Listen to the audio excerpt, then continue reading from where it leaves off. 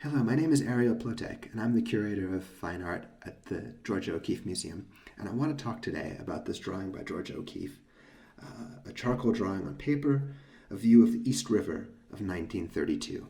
I think it seems appropriate at a time when many of us are reading a great deal about New York and thinking a great deal about New York, to focus on this particular subject. Now, O'Keeffe first came to the city in the teens, but she moved to New York in 1918 at the behest of Alfred Stieglitz.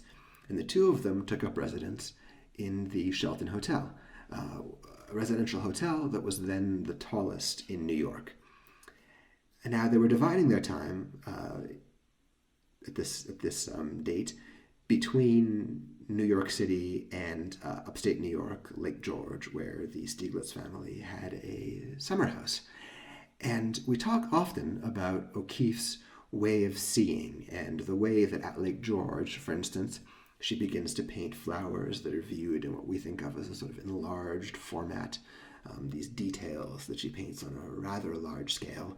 And but the same novelty of vision is applied by O'Keeffe to the subject of the city of New York, particularly in works like these, both drawings and paintings that represent the view that she had from her apartment at the Shelton, looking out, in this case, across the East River, and viewing the city from an altogether novel perspective, this high perch above the modern metropolis.